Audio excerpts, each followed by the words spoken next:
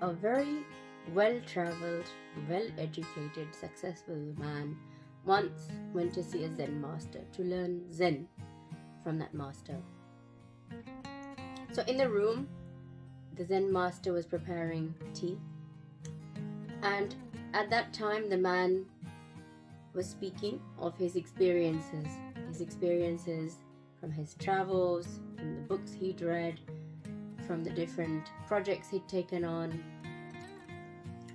The Zen master then asked him to sit, and on the table started to place 2 cups. And as the man kept speaking and speaking and speaking, the tea was ready. The Zen master started to pour the tea into the cup. And as the man spoke, he saw how the Zen master was pouring the tea. And as the cup was getting more full, the man got a bit anxious as to it looked like the cup was going to overflow, and the Zen master kept pouring and pouring, and yes, it did overflow, and the man said, "Stop, the cup is overflowing." The Zen master said, "And so are you."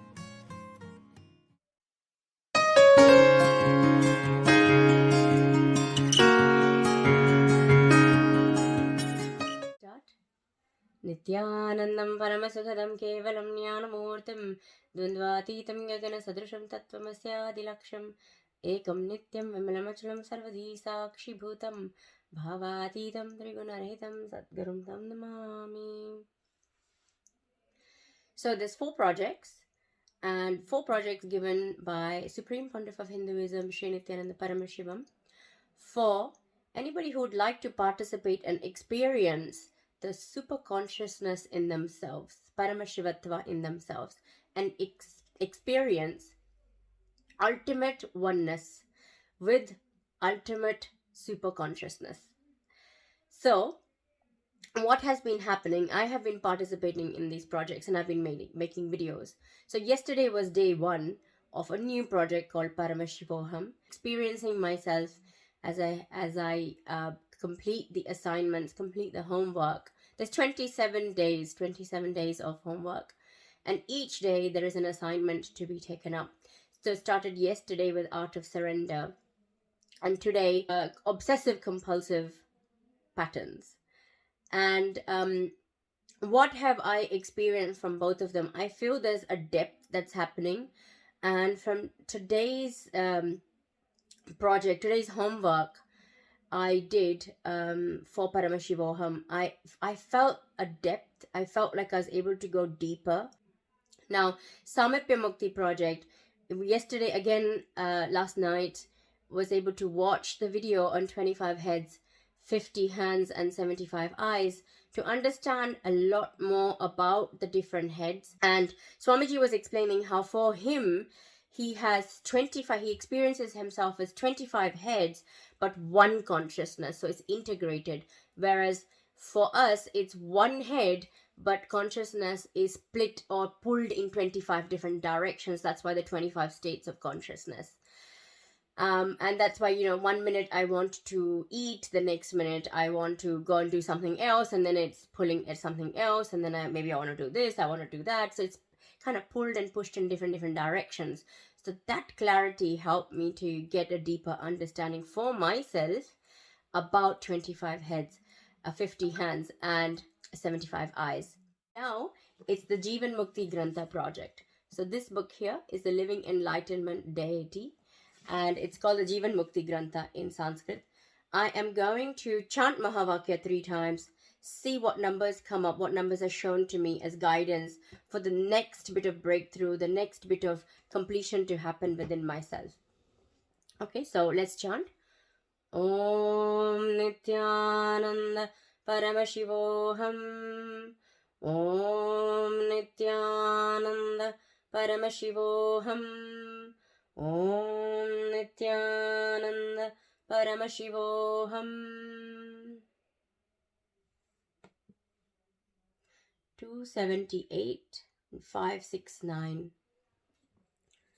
278 and 569. I wrote those down once again. Okay, 278. What does 278 have to say? Okay, almost there. Okay, 278. Rituals. Rituals are very powerful tools. They are powerful techniques. Many people ask me, you are enlightened. Why should you then perform rituals? I tell them, because I am enlightened. I am teaching people exactly why and how to perform rituals. Enlightened beings do not need any rituals for themselves. A small story. A man went to a hotel and started eating idlis. He ate 8 idlis, and after the 9th idli, his hunger was satisfied. The waiter came and gave him the bill for 9 idlis. The man said, "What is this? I will pay only for 1 idli.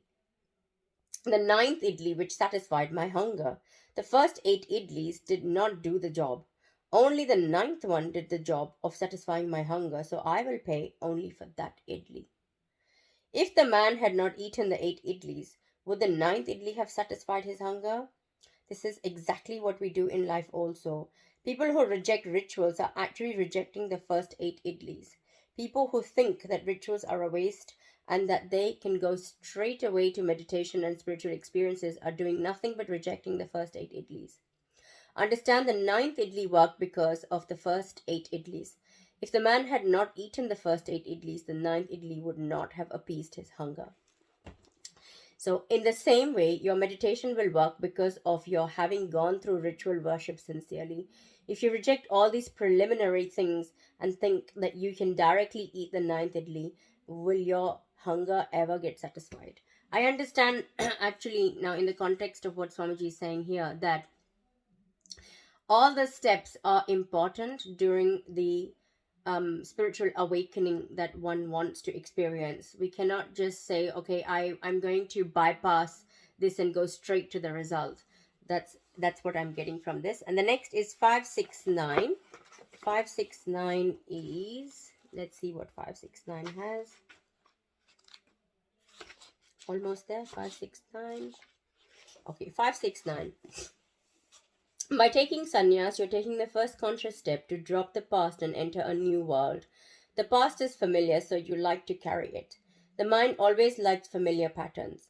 Also, society teaches you to carry the past so that it can put guilt and fear in you that are based upon the past incidents. The past is unwanted baggage. Sannyas is disconnecting from the past. When you disconnect from the past and move to a new future, initially there is utter insecurity. Sannyas is utter insecurity. In utter insecurity, there is nothing else to hold on to you, so you will find God. Isn't that amazing? Actually, the whole the compulsive compulsive patterns that I was mentioning earlier on, obsessive compulsive patterns that I was mentioning earlier on, I realized that letting go of the past incompletions is really, really important. So this excerpt here is helping me to understand the importance of letting everything go and start. And it makes sense actually when everything else is gone, then that is the moment where one can relax into the unknown, which is where divinity is. Nothing to be afraid of, to go past that fear, face it, and relax into the unknown, into the divine. Anyway, that's it for today. Thank you so much for watching. Thank you so much for supporting, for commenting, and for sharing the videos. We'll end with the Purna mantra here. Om Purnamada Purnamidam Purnat Purnamudachyate Purnasya Purnamadaya Purnameva Vashishyate. Om Shanti Shanti Shanti. Hari Om Tat Sat Sarvam Bhagavate Shri Nityananda Paramashiva Padakarpanamastu. Om Nityanandam. Thank you, Nityanandam.